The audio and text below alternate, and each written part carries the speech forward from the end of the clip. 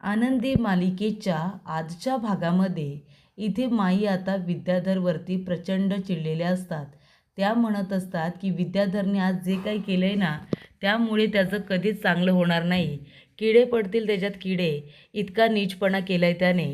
तेव्हा इथे आप्पा म्हणतात नाहीतर काय, एका पाठोपाठ एक किती घाणेरडे आरोप केले आपल्या युगंधरवरती. चांगलं केलं नाही आहे त्याने. आणि ती शलाका ती पण त्या विद्याधरची साथ देते. मला तर कधी कधी वाटतं उगाच तिने माझ्या पोटी जन्म घेतला. मीच तिला संस्कार देण्यामध्ये कुठेतरी कमी पडले असेल म्हणून तर शलाका अशी वागत असते ना. मीच कुठेतरी चुकले असं मला सातत्याने वाटत असतं. माझे संस्कार तिच्यावरती कमी पडलेले आहेत. तेव्हा आनंदी म्हणते नाही माई, असं अजिबात नाही आहे. तुम्ही सगळ्यांवरती संस्कार हे सारखेच केलेत ना. अहो म्हणून तर समिधाताईंचं नाव सगळीकडे निघतंय. पण शलाकाताई आहेत ना, त्यांना त्या विद्याधरनेच काही बाई सांगून आपल्या बाजूने वळवलेलं आहे. तेव्हा आर्ची म्हणते माझ्याकडे एक आयडिया आहे. आपण एक काम करूया, त्या विद्याधरला आणि त्या शलाकाला दोघांना पकडून एखाद्या बाबा बुवाकडे घेऊन जाऊ आणि त्यांना बाटलीत भरून ठेवायला सांगू. कसं वाटते तुम्हाला जादूटोणा करून? तेव्हा आनंदी म्हणते गप्प बस, काही काय बोलतेस तू? आरती म्हणते नाहीतर काय, इकडे एवढा सिरियस विषय सुरू आहे आणि तू बाटलीमध्ये भरून ठेवायला सांगतेस त्यांना. असं कुठे असतं का? ती म्हणते नसतं का? बरं जाऊ दे. तेव्हा आनंदी म्हणत असते पण मला आता वेगळ्याच गोष्टीचं टेन्शन आलं आहे की मुलं खूपच जास्त रागवलेत, चिडलेत. माई मला भीती वाटते हो. मुलं काय निर्णय घेतील? मला फक्त एवढंच म्हणायचं आहे की विद्याधरने मालक साहेबांवरती जे आरोप केलेत ना, त्या आरोपांना मुलांनी खरं मानू नये आणि त्यांनी योग्य तोच निर्णय घ्यावा. उगाच चुकीचा निर्णय घेतील आणि त्याच्यामुळे संपूर्ण घराचं नुकसान होईल, असं आनंदी आता सर्वांना सांगत असते. आणि तिला जी काळजी वाटत असते ती अगदी बरोबर असते. कारण मुलांनी योग्य तो निर्णय घ्यावा. कारण याच्यामध्ये कुणाची चूक नसते. खरं तर इथे आनंदी आणि युगंधरची चूक नसते, चूक असते ती विद्याधरची. आणि त्यामुळेच इथे आनंदी आता मुलांचा विचार करत असते. प्रांजल म्हणत असतो अरे काय चाललंय, कोण खरं बोलतंय कोण खोटं बोलतोय काही कळतच नाही आहे. सगळे खोटारडे आहेत असंच वाटतंय. आपण कशाला आलो इथे? आपण हॉस्टेलवरतीच मस्त होतो की नाही? आणि मुंबईमध्ये राहिलो असतो तर काय झालं असतं? इथे आलो आणि किती तमाशा झाला आहे. तेव्हा प्रांजल हा चिडलेला असतो. त्याला शांत करत असते मिताली आणि म्हणत असते प्रांजल तू शांत हो, शांत हो. हे बघ सगळं काही व्यवस्थित होईल. कोण खरं बोलतंय कोण खोटं हे सुद्धा आपल्याला कळेल. त्यापेक्षा आपण एक काम करूया ना, आता कुणाशी काही बोलायचं नाही. मला असं वाटतं की विद्याधर काका बोलतोय ना तेच बरोबर आहे. आनंदी बरोबर बाबांना लग्न करायचं होतं. विद्याधर काकांनी जर जबरदस्ती करण्याचा प्रयत्न केला असेल तर बाबा तिच्याशी लग्न करून तिला याच घरामध्ये का घेऊन येतील ना? तिला एकाच छप्परखाली काकाबरोबर का ठेवतील? पण मला असं वाटतंय की बाबांना लग्न करायचं होतं म्हणून तर त्यांनी केलं. विद्याधर काका बरोबर बोलतायत. दादा अरे काय बोलतोय आम्ही? तुला काय वाटतं या सगळ्याबद्दल? आम्ही बोलतोय ते बरोबर आहे ना? तेव्हा इथे पृथ्वी म्हणत असतो की काय बरोबर काय चूक हे आता आपल्याला थोड्या वेळात कळेलच. तुम्ही फक्त एक काम करा, खाली जाऊन सांगा की थोड्या वेळानंतर आम्ही आमचा निर्णय सांगणार आहोत. तेव्हा तुम्ही सगळेजण एकत्र उभे राहा. असं जाऊन आता प्लीज सगळ्यांना खाली सांगा. पृथ्वी म्हणतो की मला एक महत्त्वाचा निर्णय घ्यायचा आहे आणि त्याच्यावरतीच आता सगळ्या गोष्टी अवलंबून आहेत. बरोबर आणि चूक करत बसलो ना तर सगळ्या गोष्टी हातातून हळूहळू निघून जातील आणि आपल्या हातामध्ये काहीसुद्धा उरणार नाही आहे. त्यानंतर इथे मालकसाहेब शांतपणे उभे राहिलेले असतात. विद्याधर केलेले आरोप की ह्याला आनंदीबरोबर लग्न करायचं होतं, ह्याची नजर फिरली होती, ह्याचं प्रेम होतं म्हणून त्याने लग्न केलं. आनंदी म्हणते नाही असं काही नाही आहे. विद्याधर सर तुम्ही खोटं बोलताय. मालकसाहेबांवरती आरोप करताय तुम्ही, त्यांनी असं काहीही केलेलं नाही आहे. हा सगळा विचार करत असताना इथे आता युगंधर आपल्या रूममध्ये असतो तेव्हा त्या ठिकाणी आलेला असतो विद्याधर. तेव्हा विद्याधर म्हणतो काय रे दादा, तुझ्या ह्या खोलीमध्ये एवढी भयानक शांतता कशी काय पसरली रे? जणू काही कुणी गेले. सांग ना एवढा शांत काय आहेस रे तू? तेव्हा युगंधर म्हणतो मी शांत आहे म्हणून माझ्या शांततेचा गैरफायदा घेऊ नकोस. तेव्हा विद्याधर म्हणत असतो अरे बघ चेहरा बघ कसा दिसतोय तुझा. तुझ्या चेहऱ्याकडे बघून असं वाटतंय की अख्ख्या जगाचं टेन्शन तुलाच आहे. त्याचा ओझंसुद्धा तूच पेलवतोयस. असा शांत उभा आहेस तू. तुला भीती वाटते काय? पोरं काय निर्णय देतील काय नाही त्याची भीती वाटते तुला? तेव्हा युगंधर म्हणतो माझ्या शांततेला माझा विकनेस समजू नकोस. कारण शांतता ही फक्त अशी नाही आहे की मी गप्प राहिलो आहे. कधीकधी वादळालासुद्धा वाट करून देण्यासाठी शांतता ही असावी लागते, बरोबर ना? मग तसंच आता मी सुद्धा शांत आहे. येणाऱ्या वादळामध्ये वाट शोधण्यासाठी मी शांत आहे, असं सुद्धा मी म्हणेन, बरोबर ना? विद्याधर, तू जे काही केलेस ना, प्रचंड चुकीचं केलेस. माझ्या मुलांना माझ्या विरोधात भडकवून काय मिळणार काय आहे तुला? पण तुला जे करायचं आहे ते तू कर. पण एक गोष्ट लक्षात ठेव, ज्या मुलांना तू भडकवण्याचा प्रयत्न करतोयस ना, ती मुलगी माझी आहेत. त्या मुलांना मी जन्म दिला आहे. त्यांच्या अंगामध्ये माझं रक्त फिरतं आहे. त्यामुळे तुला जितके प्रयत्न करायचे आहेत तू कर, पण माझं तू काही वाकडं करू शकणार नाही आहेस. कारण शेवटीला ती माझी मुलं आहेत. योग्य तोच निर्णय घेतील आणि त्यांचा जो काही निर्णय असेल ना, तो मला मान्य असेल. कळलं का रे? ये. आणि अशा रीतीने युगंधरने सुद्धा विद्याधरला त्याच्या भाषेमध्ये उत्तर देऊन आता गप्प केलेलं असतं. तेवढ्यात त्या ठिकाणी आलेली असते शिल्पा. शिल्पा म्हणत असते, युगंधर सर, मुलांनी तुला बोलवलं आहे, त्यांचा निर्णय झाला आहे, तो निर्णय तुला सांगायचा आहे. तेव्हा इथे आता मुलांनी बोलवले म्हटल्यानंतर जावंच लागेल, कारण त्यांनाच इथे आता काय निर्णय घेतला आहे तो सांगायचा आहे ना. तेव्हा विद्याधर म्हणतो, जा जा, आता खऱ्या अर्थाने मज्जा येणार आहे. काय करायचं आहे ते कर, पण मुलांचा निर्णय काय असणार आहे हे मला बरोबर माहिती आहे. तेव्हा या सर्व गोष्टीसुद्धा मीच घडून आणलेल्या आहेत, हे सुद्धा विद्याधरने कबूल केलेलं असतं, ते सुद्धा युगधरच्या समोर. त्यानंतर इथे पृथ्वी सगळीकडे फेऱ्या मारत असतो. तो वाट बघत असतो. सगळेजण म्हणत असतात की आपल्याला इथं उभं करून हा मुलगा कोणाची वाट बघतोय, नक्की कोण येणार आहे घरी. आणि तेव्हा इथे आप्पा आणि त्याचबरोबर मंदा मावशी विचारत असतात की पृथ्वी बाळा, हे सगळं काय आहे?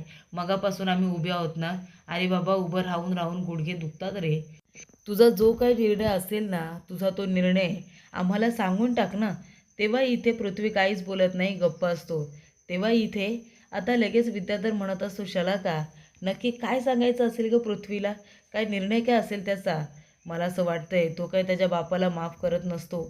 तेवढ्यात तिथे वकील साहेब आलेले असतात. ते म्हणतात की पृथ्वी निंबाळकर येऊ का? पृथ्वी म्हणतो, हो हो वकील साहेब, या प्लीज या, मी तुमचीच वाट बघतोय. पेपर्स आणलेत ना? ते म्हणतात, हो पेपर्स मी रेडी करून लगेच घेऊनच आलो आहे. तेव्हा इथे आता विद्याधर म्हणत असतो, काय गे शलाका, इथे आता पेपर्स वगैरे मागितलेत, म्हणजे या पृथ्वीला नक्की करायचं तरी काय आहे? सगळेजण विचारत असतात की काय झालं, काय करतोयस, काय झालं, काय करतोयस. पण इथे आता पृथ्वी कुणालाही उत्तर देत नाही. तो डिरेक्टली पेपरच बाहेर काढतो आणि म्हणतो, हे बघा, हे आहे तुमच्या सर्वांच्या प्रश्नाचं उत्तर. वकिलांना मी इथे डिवोर्स पेपर घेऊन बोलावलं होतं. तेव्हा आपल्याला एक काम करायचं आहे बाबा. तुमचं असं म्हणणं आहे की आनंदीबरोबरचं लग्न तुमचं हे जबरदस्तीने झालं होतं ना? ती सिच्युएशन तशी होती म्हणून तुम्हाला तिच्याबरोबर लग्न करावं लागलं. पण आता एक काम करा, आनंदीला या जबरदस्तीच्या नात्यातून तुम्ही मोकळं करा. तुम्ही एक काम करा, तुम्ही आनंदीला म्हणा की तू जा आणि तुझ्या घरी राहा बाई, तू इथे राहू नकोस. तुम्ही तिला डिवोर्स देऊन मोकळी करा. तेव्हा युगंधर म्हणतो, काय हे काय बोलतोयस तू? तेव्हा पृथ्वी म्हणतो, हा योग्य तेच बोलतोय ना मी योग्य तेच बोलतोय. तुम्ही एक काम करा, तुम्ही आनंदीला डिवोर्स देऊन टाका. या मुलीबरोबर तसंही तुमचं काहीच नातं नाही आहे ना. मग आज मला पण बघायचं आहे तुम्ही कुणाची इथे निवड करताय, आमची की ह्या आनंदीची? या स्वार्थी आनंदीची तुम्ही इथे निवड कराल की माझी निवड कराल?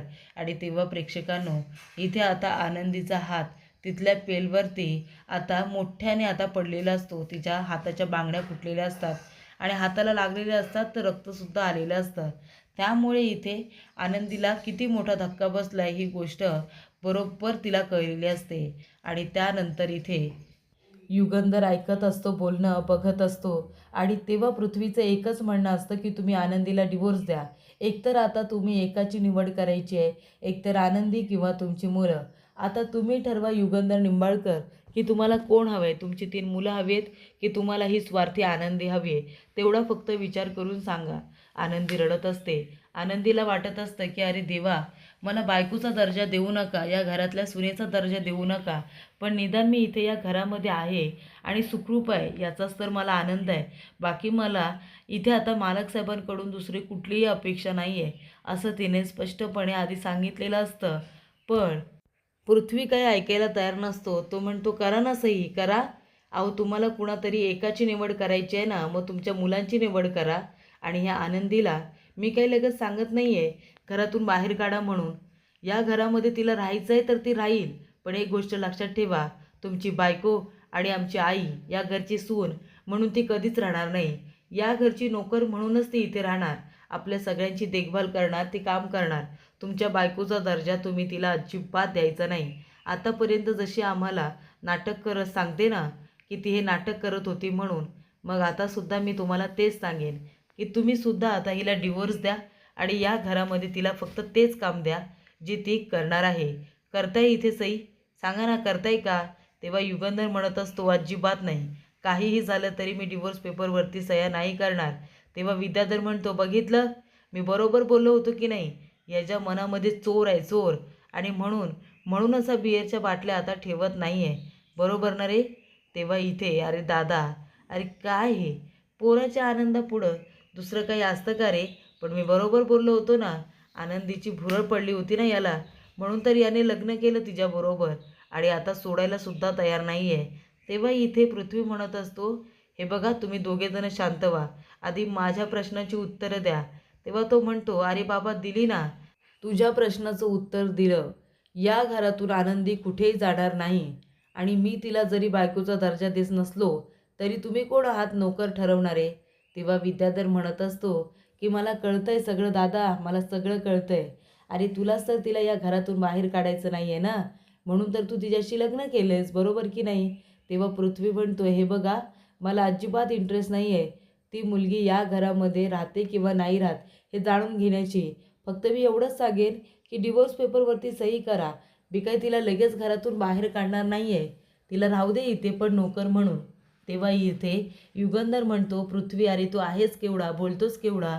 तू डिवोर्स पेपर साईन करायला सांगशील आणि मी लगेच करेन असं वाटलं का तुला? आणि तिला का डिवोर्स देऊ मी? तिची काय चुकी आहे या सगळ्यामध्ये?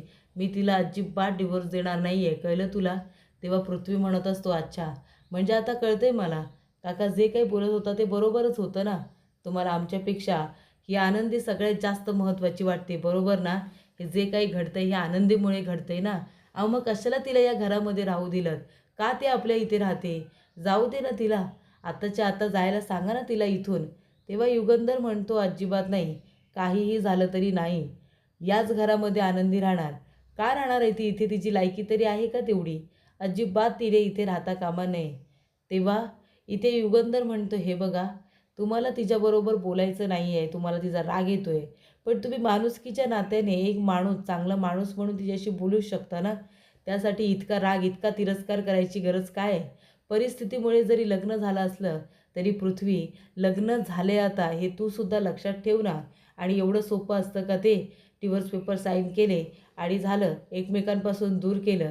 अरे बाबा, तिने आतापर्यंत किती आणि काय काय सहन केले नाही तुला माहिती नाही आहे म्हणून तू असं बोलतोयस. पण मी असं अजिबात होऊ देणार नाही. मी डिवोर्स पेपर साईन करणार नाही. आनंदी या घरामध्ये माणुसकीच्या नात्याने राहते, ती तशीच राहणार. पण म्हणून मी डिवोर्स पेपर साईन करून तुझ्या मनाला आनंद व्हावा असं वागेन असं वाटत असेल तर मी अजिबात तसं करणार नाही आहे. काही झालं तरीसुद्धा पृथ्वी. तेव्हा पृथ्वी म्हणतो, मला कळतंय आता सगळं. बघताय ना प्रांजल, मिताली या माणसाचं आपल्यावरती प्रेमच नाही आहे. यांना फक्त ही बाई महत्त्वाची आहे. ही फ्रॉड बाई त्याला फक्त महत्त्वाची आहे, बरोबर ना? तेव्हा इथे युगंधर जोरदार त्याच्या थोबाडीत देतो. त्याच्या जोरदार थोबाडीत देतो आणि म्हणतो, बास बास झालं आता. किती बोलशील तू पृथ्वी?